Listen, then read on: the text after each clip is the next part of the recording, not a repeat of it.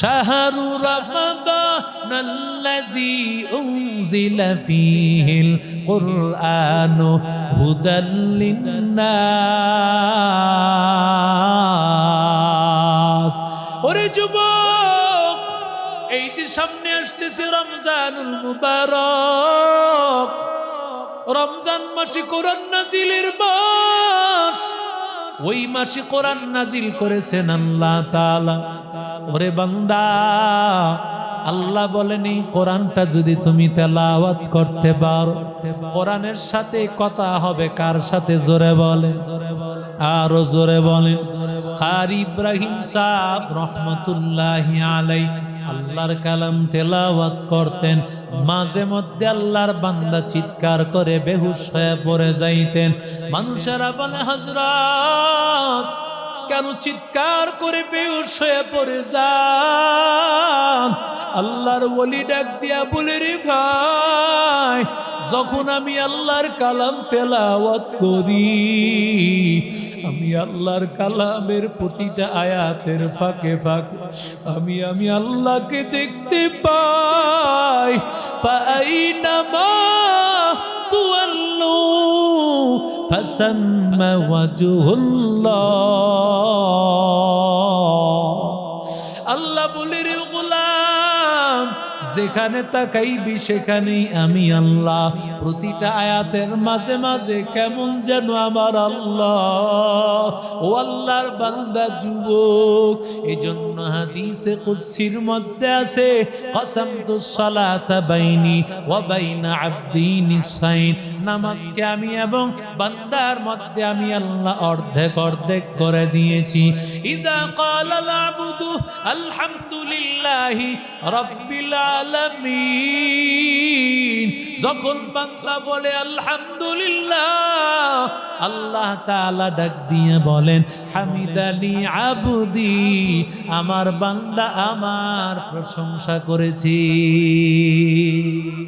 ওয়াইদা ক্বালাল আবদু আর রহমানির রহিম, যখন বান্দা বলে আর রহমানির রহিম, আল্লাহ তখন ডাক দিয়া বলে, আসনা আলাইয়া আবদি, আমার বান্দা আমার গুণকীর্তন করেছে।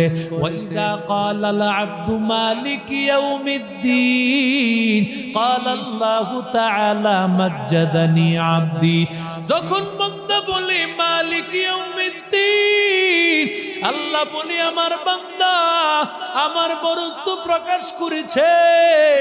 ওরে আল্লাহর বান্দা, কোরআন যখন তেলাওয়াত করে কার সাথে কথা হয়?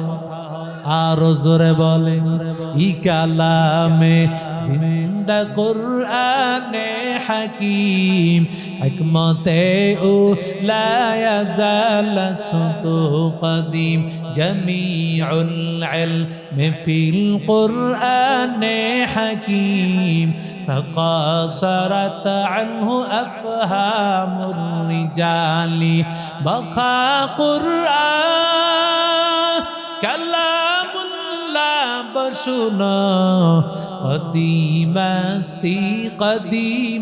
استی نينو। এরে নবীর আশিক উম্মতের দল, আল্লাহ বলেন, ও গোলাম, কোরআন যখন তেলাওয়াত করবি, বান্দা আমি আল্লাহর সাথে কথা বলবি। মুসা নবী কথা বলার জন্য তুর পাহাড়ে গিয়েছেন, কথা বলেন ঠিক কিনা? আরো জোরে বলেন।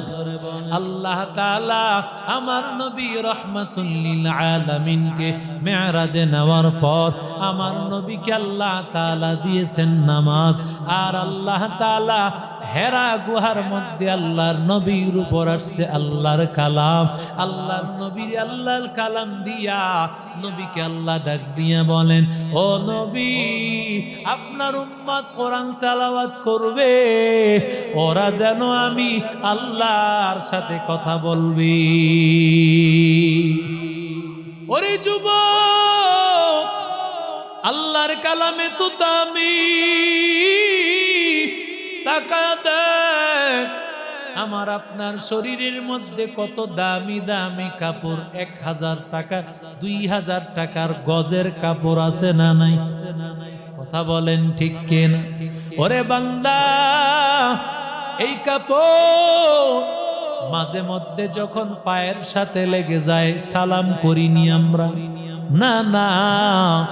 অথচ আল্লাহর কালামটা যেই কাপড়টা দিয়ে পেঁচানো হয়, ওই কাপড়টাকে বলা হয় গিলাফ, ওই কাপড়টাকে বলা হয় জুজদান, ওই কাপড়টাকে বলা হয় গিলাফ। ওই গিলাফটা এত 1000 টাকা গজের কাপড় না রে বাবা। কিন্তু বান্দা তাকাইয়া দেখো, ওই কাপড়টা যখন হঠাৎ করিয়া পায়ের নিচে লাগিয়া যায়, তখন বান্দা মুফতি সানাউল্লাহ সাহেব হুজুরের কাছে আসিয়া বলে, হুজুর কোরআন শরীফের গিলাফ পায়ের সাথে লাগিয়া গিয়েছে, হুজুর আল্লাহ তাআলা কি করলে মাফ করবে? কি কাফারা দেওয়া লাগবে? কি করলে আল্লাহ মাফ করবে? কাপড়টা নিয়ে চুমু খাইতে থাকে, বুকের সাথে লাগাইতে থাকে।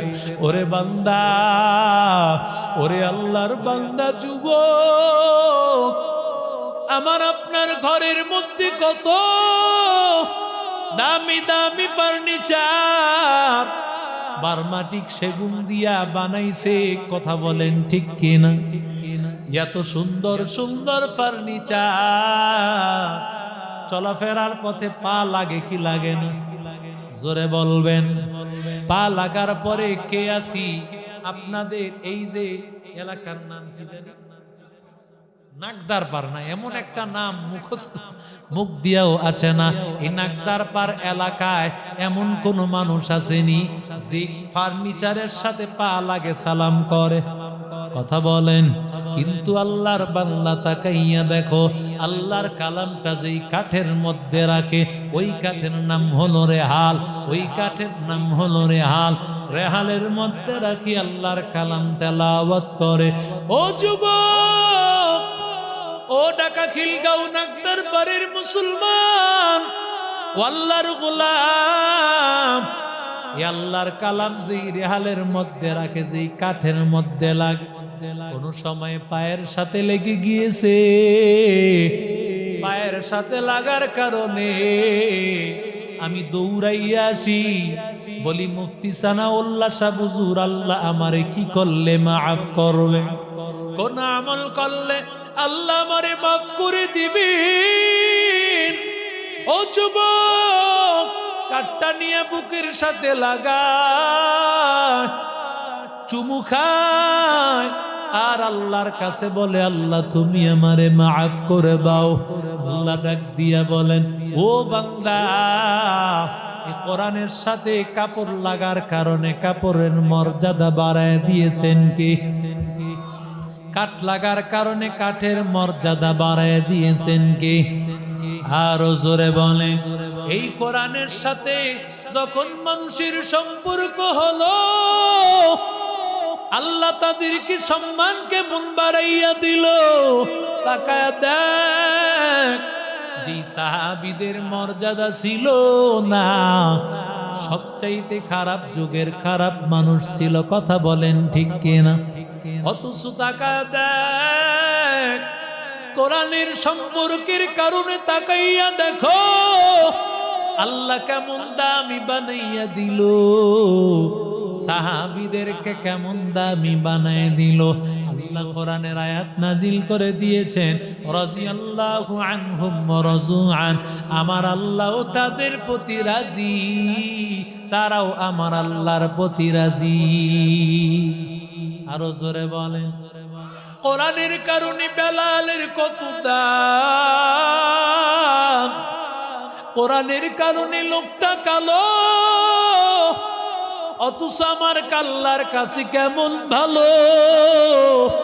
বেলাল রাদিয়াল্লাহু তাআলা আনহু, কোরআনের কারণে হাফসা দেশের মানুষ এত নিগ্রু, এত কালো, কিন্তু আমার আল্লাহ এত দামি বানায় দিল। বেলাল রাদিয়াল্লাহু তাআলা আনহুকে নবীজি মেরাজ থেকে আসার পর নবী ডাক দিয়া বলেন, ও বেলাল, ও বেলাল, আমি মেরাজে জান্নাতে হাঁটতেছি। জান্নাতে হাঁটার সময় ও বেলাল আমি তোমার খরমের আওয়াজ শুনতে পাই। বেলাল গো, তুমি কি আমল করো, এত সম্মান আল্লাহ তোমারে দিয়েছে, তোমার এত ইজ্জত রে বেলাল। বেলাল ডাক দিয়া বলে, নবী, আমার কোনো আমল নাই, ও নবী, আমার কিছুই নাই। তবে নবী গো, আমার একটা আমল আছে, আমি প্রতিদিন যখন আমি মসজিদে ঢুকি, ওযু করার পরে মসজিদে ঢুকিয়া এবার আমি 2 রাকাত নামাজ আদায় করি। তাহিয়াতুল ওযু, তাহিয়াতুল মসজিদ হিসাবে 2 রাকাত নামাজ আদায় করি। বসার আগে আগে এই 2টা রাকাত নামাজ আমি আদায় করে নি, সব সময়ের অভ্যাস। নবী ডাক দিয়া বলেন, ও বেলাল, এই কারণে তোর সম্মান রে বেলাল, এই নামাজকে আঁকড়াইয়া ধরো। কোরআনটাকে আঁকড়া ধরার কারণে বেলালের এত দাম, বেলাল রাদিয়াল্লাহু তাআলা আনহুর এত দাম। যেই বেলাল রাদিয়াল্লাহু তাআলা আনহুকে আযান বন্ধ করে দেওয়া হয়েছে, বেলাল এখন থেকে নতুন মুয়াজ্জিন নিযুক্ত করা হয়েছে। বেলালের জবানের একটু জড়তা হওয়ার কারণে সাহাবীদের অনুরোধে সুন্দর কণ্ঠওয়ালা অন্য আরেকজন সাহাবীকে নির্ধারিত করা হইল। এবার মধুর কণ্ঠের আযান হয়ে গেল। কিন্তু আজকে বহু সময় পর জিব্রাইল আলাইহিস সালাতু ওয়াস সালাম নবীর সামনে আসিয়া হাজির। ও নবী, আজকে এত সময় হয়ে গেল, এখনো কেন আযান দেওয়া হলো না? নবী ডাক দিয়া বলেন, ও জিব্রাইল, কে বলেছে আযান হয় না? আজকে তো অন্য দিনের চাইতে আরো সুন্দর আযান হয়েছে, আরো সুন্দর আযান হয়েছে, আরো মধুর আযান হয়েছে। এবার জিব্রাইল ডাক দিয়া বলেন, ও নবী, না না, আপনার বেলাল আযান দিলে আরশে আজিমে পৌঁছে যাইত। আপনার বেলাল যখন আযান দিত, এই বেলালের আযানের শব্দ আমরা ফেরেশতারা সবাই আসমানে শুনতে পাইতাম, কিন্তু আজকে আমরা আযান কেউ শুনি নাই। ওরে আল্লাহর বান্দা, নবী আমার ডাক দিয়া বলেন, ও বেলাল, তুমি আবার আল্লাহরে কেমন রাজি করেছো বেলাল? ও বেলাল, তাড়াতাড়ি যাও, ও বেলাল, আযান দাও। বেলাল যখন আযান দিল, আযান দেওয়ার পরে আমার আল্লাহ সবে সাদিক করলি। আযান শুনে আসো যারা ঘুমিয়া, তাদের জন্যে কাঁদেন নবী মদিনায়, তাদের জন্যে কাঁদেন নবী মদিনায়। সে নবীর জন্যে কি মায়া লাগে না, সে নবীর জন্যে কি মায়া লাগে না। হেরে উম্মত, নামাজ কেন পড়ো না? হেরে মানুষ, মসজিদে কে আসো না? লা ইলাহা ইল্লাল্লাহ, জোরে লা ইলাহা, লা ইলাহা হাতে করো হাতের কাম, পায়ে করো পায়ের কাম, জবানে শুধু বলো হে মুমিন আল্লাহ পাকের জাতি নাম, লা ইলাহা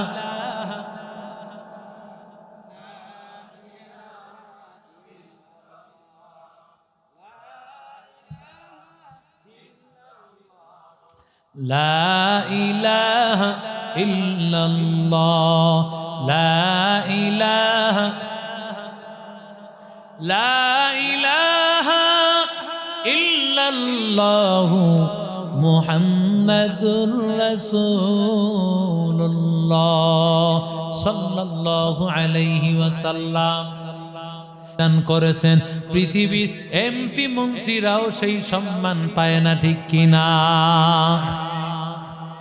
যদিও পাঁচতলা বিল্ডিং নাই, যদিও গাড়ি বাড়ি এত নাই, আল্লাহ বলে রে বান্দা, ও কোরআনের হাফেজের দল, কোরআনের হাফেজ হইতে বড় কষ্ট আছে। এই যে দারুল উলুম হুসাইনিয়া মাদ্রাসা, তাকায় দেখবারে বাবা, রাত্র 3টা 3:30 বাজে আমরা যখন ঘুমাইয়া থাকি, মাদ্রাসার দরজার সামনে আসবি, দরজার সামনে আসিয়া দেখবি ছাত্রগুলো তাহাজ্জুদের নামাজ পড়িয়া গুনগুন গুনগুন কান্নার আওয়াজ, আর বলে রে আল্লাহ, কোরআনের দরজা আনছো, মাহরুম করে দিও না রে আল্লাহ। আয় আল্লাহ, এই নাকদার পার এলাকারে কবুল করে নাও আল্লাহ।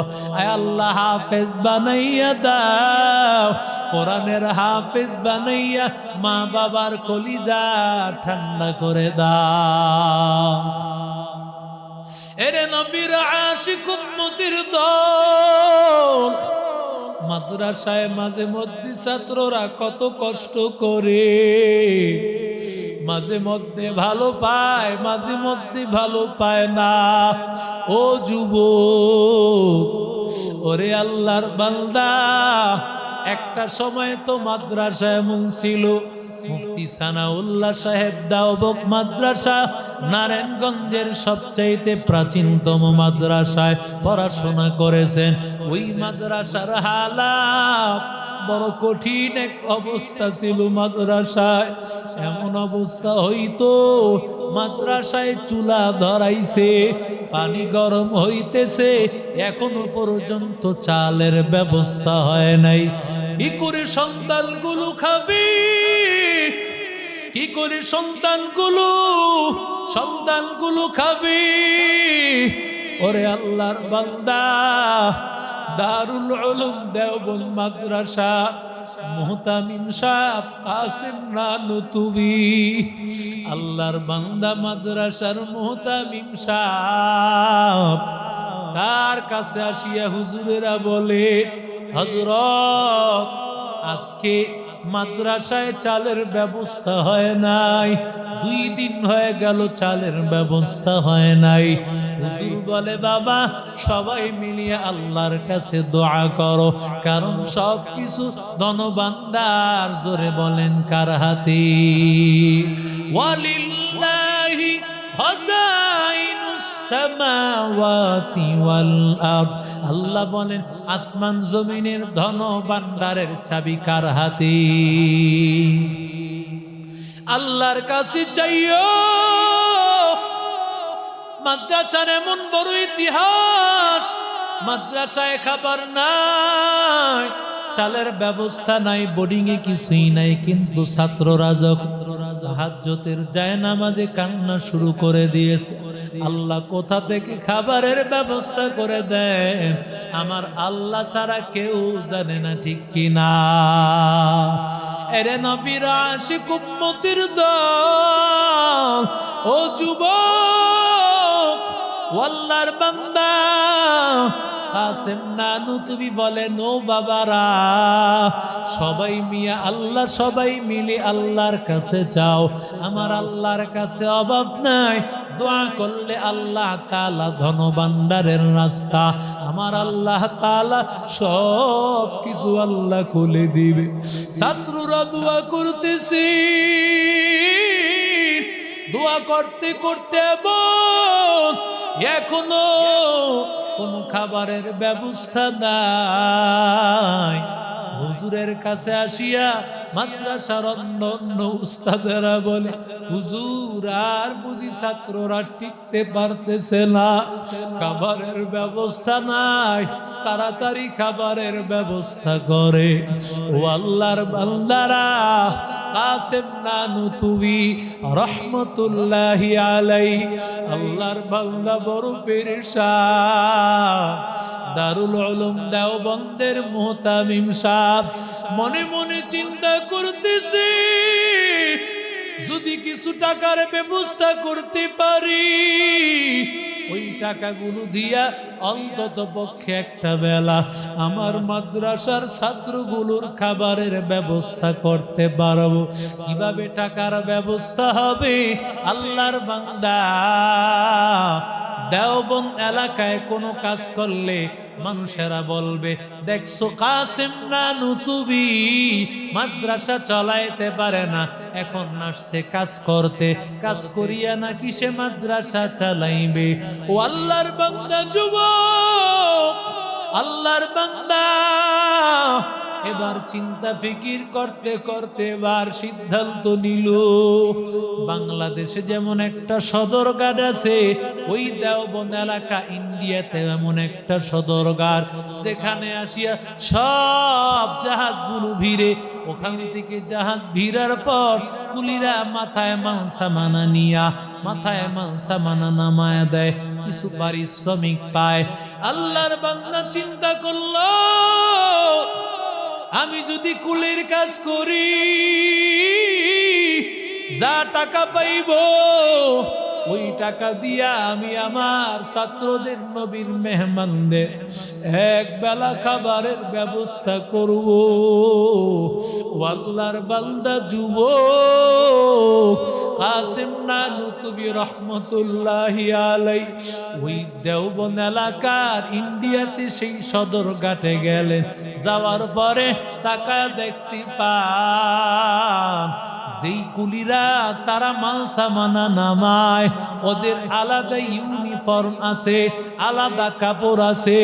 ও যুবক, ওরে নবীর আশিক উম্মতির দল, কাসেম নানুতুবি চিন্তা করলেন, আমি যদি চাই তাহলে আমারে কাজ করতে দিবে না, তাদের কাছে বলা লাগবে। আল্লাহর বান্দা বলতেছি, রে ভাই, আমি এমন কিছু মানুষ, আমার পরিবারের এমন কিছু মানুষ আমি লালন পালন করি, আমার পরিবারের মেহমানগুলো 5 ওয়াক্ত নামাজ আদায় করে, ওরা আল্লাহর কালাম 24 ঘন্টা তেলাওয়াত করে, আমার মেহমানগুলো অনেক দামি মেহমান। আজকে কয়েকদিন যাবত আমার মেহমানগুলোকে কিছুই খাওয়াইতে পারি না। ও আল্লাহর বান্দারা, তোমরা কি পারবা আমার এই মেহমানদের জন্য?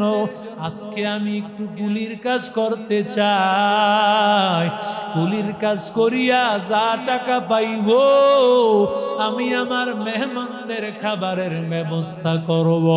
ওরে আল্লাহর বান্দা যুবক, এরে নবীর আশিক উম্মতের দল, আল্লাহর বান্দা, যারা দিনদার কিছু মানুষ আছে, উলামায়ে কারাম দেখলে তারা বুঝেন আসলে তিনি হক্কানি আলেম, তারে সম্মান জানান।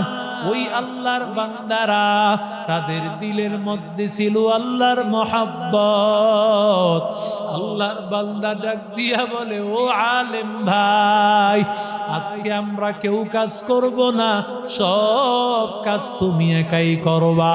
ওরে আল্লাহর বান্দা যুবক, এরে নবীর আশিক উম্মতির দল, ও ও আল্লাহর বান্দারা, ও নবীর আশিক উম্মতের দল, আল্লাহর বান্দা কাসিম নানুতুবি রহমতুল্লাহি আলাইহি ইউনিফর্ম পরিয়া আল্লাহর বান্দা এবার যখন জাহাজের অপেক্ষা করতেছে, হঠাৎ করে তাকায়া দেখতে পায় দূর থেকে জাহাজ আসতেছে।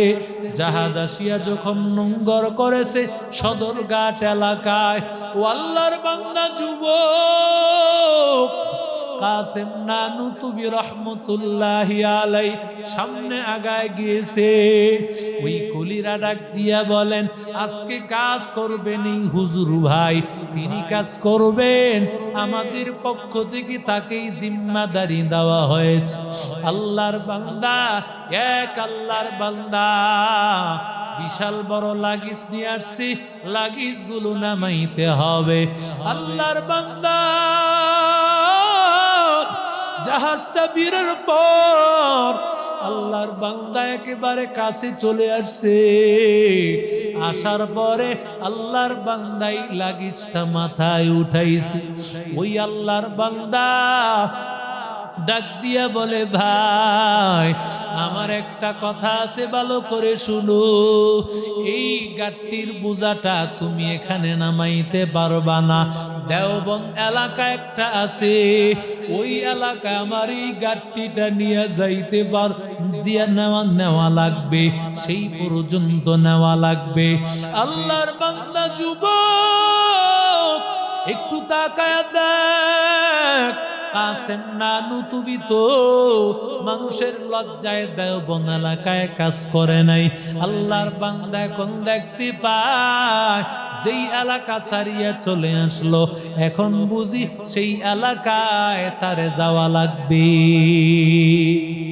আল্লাহর বান্দা মনে টেনশন, কিন্তু আল্লাহর বান্দা মনে মনে চিন্তা, যেই আল্লাহর বান্দা দিনের মহাব্বতে, আল্লাহর মহাব্বতে নিজেকে উজাড় করে দেয়, আল্লাহ তাআলা হাসরের ময়দানে আল্লাহ তাআলা তাকে বিনিময়ে জান্নাত দিয়া দেন। আল্লাহর বান্দা গাট্টির বোঝাটা নিল, কোরআনের ছাত্রদের মহাব্বত।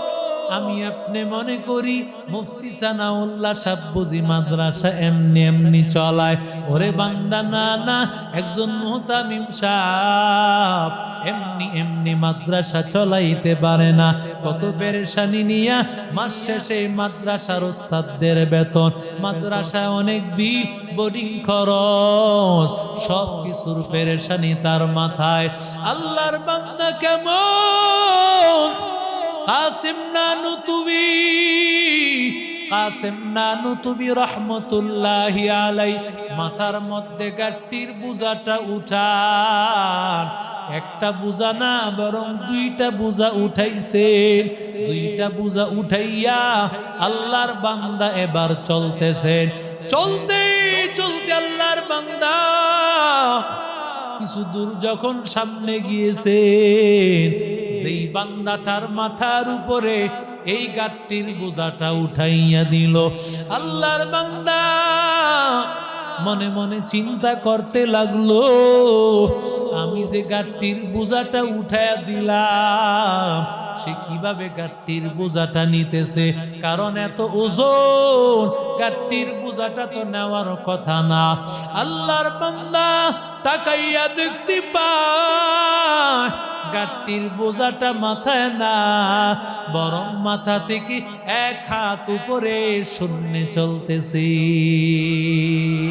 আউলিয়ারা কারে উকবা ইখতিয়ার, জাহেলারা কারে দুনিয়া ইখতিয়ার। মাইলে মোমেন সুয়ে মোমেন মিশাওয়াত, মাইলে কাফের সুয়ে কাফের মিশাওয়াত। এক জামানা সোহবতে বা আউলিয়া, বেহতার আজ 100 সাল তাআত বেরিয়া। আল্লাহর বান্দা ডাক দিয়ে বলি, ও আল্লাহর বান্দা, আমার গাট্টিটা আগে নামান, আগে আপনার পরিচয় দেন কে আপনি, তারপরে আমার গাট্টিটা আপনি নিবেন। আল্লাহর বান্দা বলে, ওরে ভাই তুমি আমার পরিচয় জানতে চাইও না।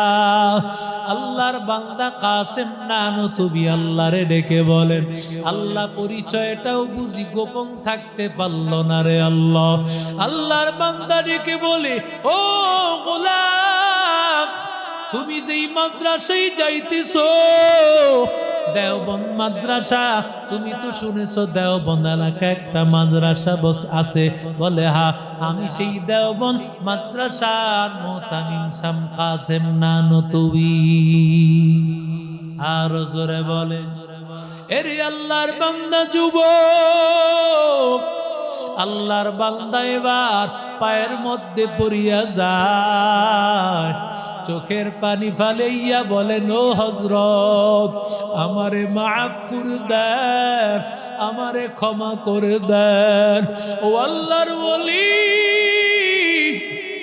আমি আজকে 3 দিন ঘুমাইতে পারি না, 3 দিন হয়ে গেছে আমি ঘুমাইতে পারি না।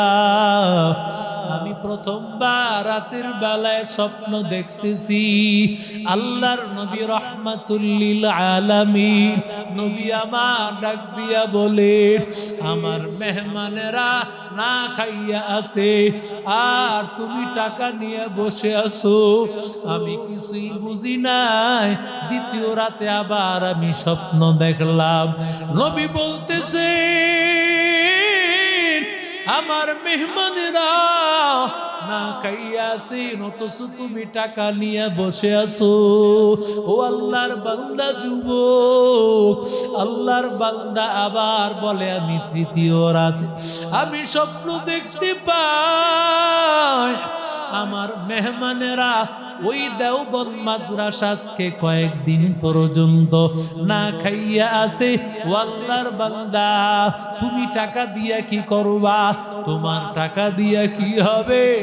আমার মেহমানেরা না খাইয়া আছে। ওরে বান্দা যুবক, আল্লাহর বান্দা বলে, হযরত আমি এই টাকা লাগেজ ভর্তি করিয়া 2 টাকা টিবা দিয়া আমি সব টাকা আপনার দেওবন্দ মাদ্রাসার জন্য নিয়ে আসি, যত টাকা লাগবে না আপনার মাদ্রাসার জন্য সব টাকা নিয়ে আমি হাজির। লা ইলাহা ইল্লাল্লাহ, লা ইলাহা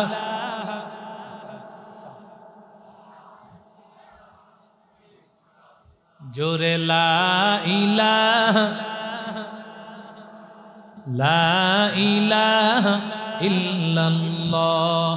হাতে কর হাতের কাম, পায়ে কর পায়ের কাম, জবানে শুধু বলো হে মুমিন আল্লাহ পাকের জাতি নাম।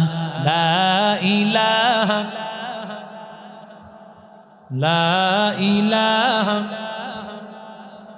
জোরে লা ইলাহা, লা ইলাহা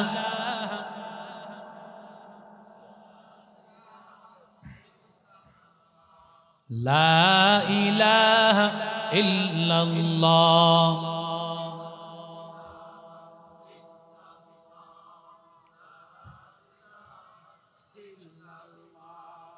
লা ইলাহা ইল্লাল্লাহ, লা ইলাহা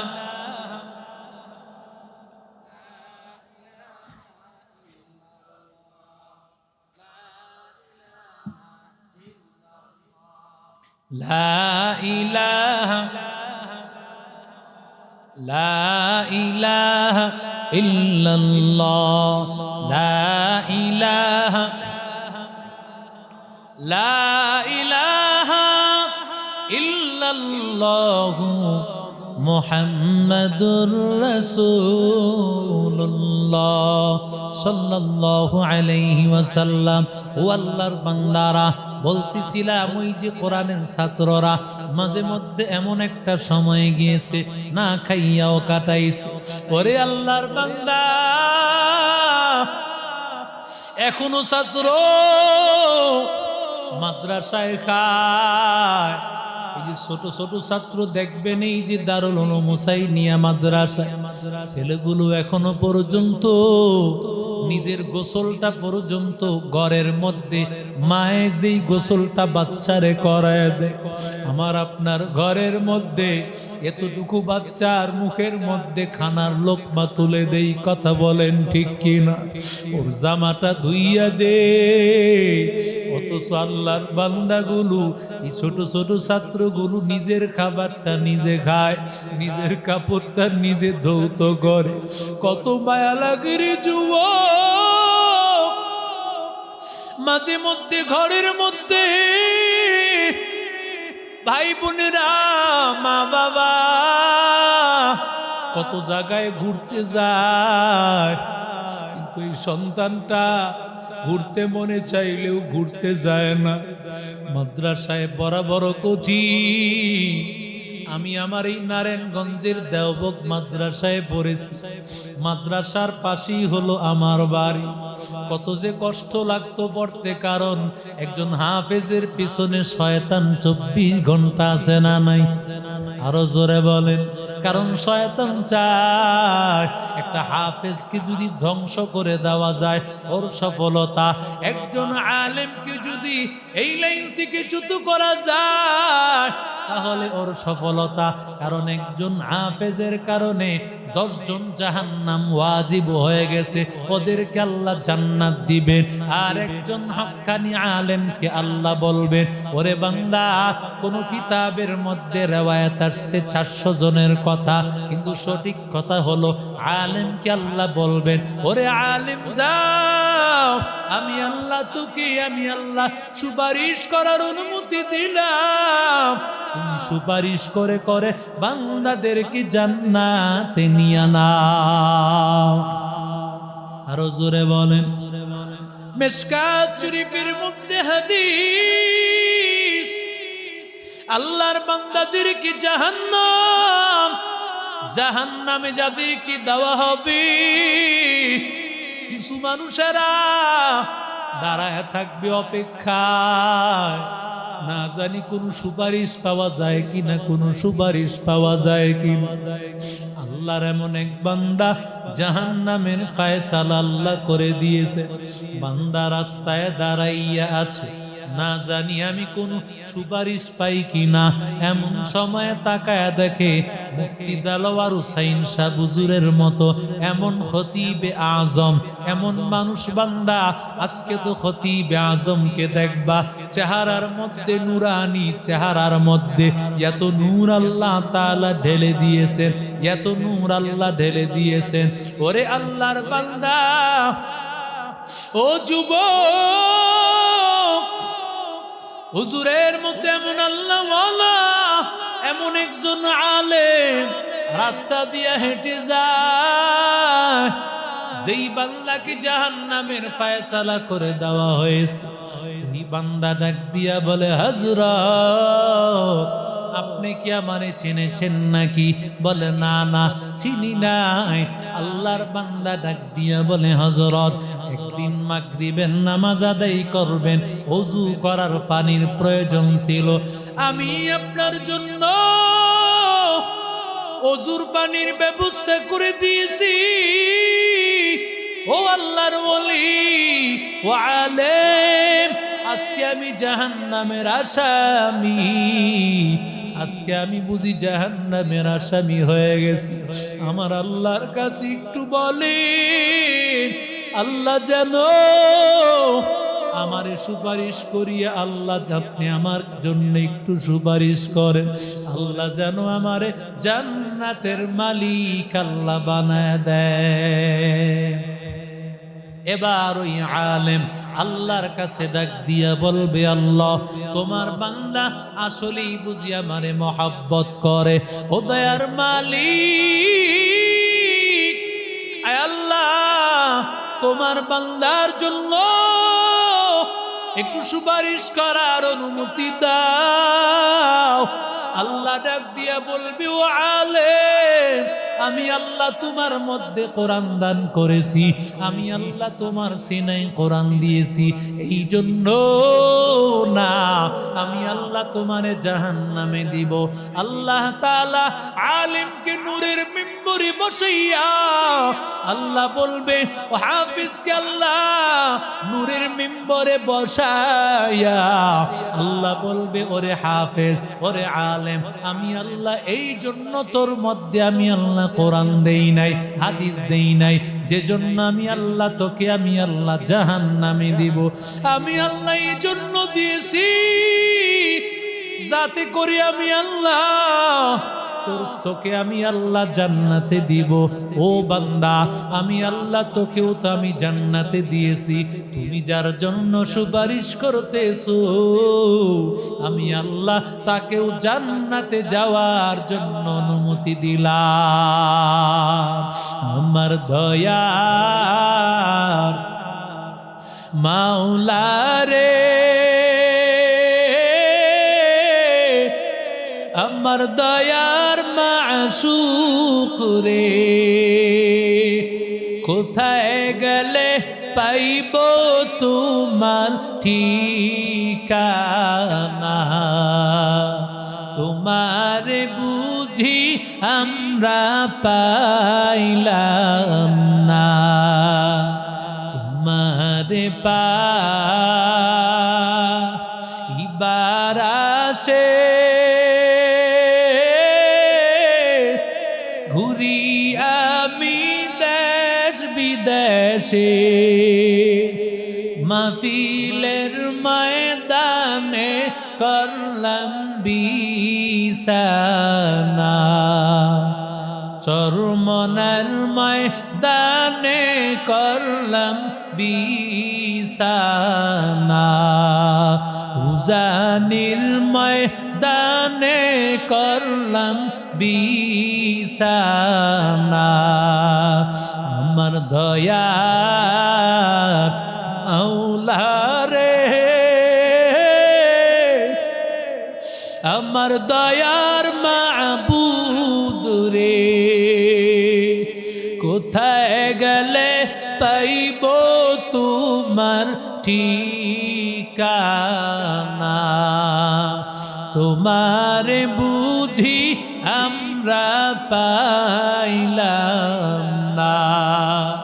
ওরে আল্লাহর বান্দা যুবক, ওরে নবীর আশিক উম্মতের দল, আল্লাহ তাআলা এবার ডাক দিয়া বলবেন, ও আলেম আমি আল্লাহ তোর মধ্যে তোর সিনায় কোরআন দিয়েছি, তোকে আমি আল্লাহ জাহান্নামে দিব এই কারণে না, তুমি যার জন্য সুপারিশ করতেছো আমি আল্লাহ তাকেও মাফ করে দিলাম।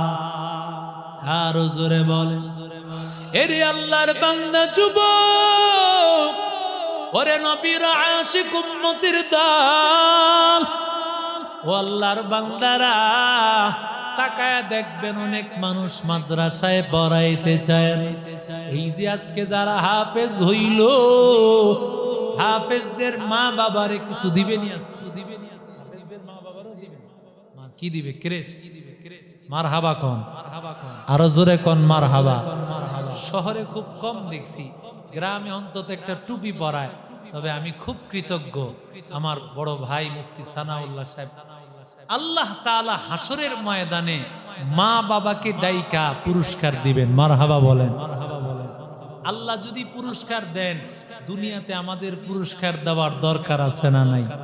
আরো জোরে বলেন। যেই মা বাবা সন্তানকে ইঞ্জিনিয়ার বানায় নাই, উকিল ব্যারিস্টার বানায় নাই, কারণ সন্তান আমার জন্য দোয়া করবে এটাই তার একমাত্র আশা, ঠিক কিনা জোরে বলেন।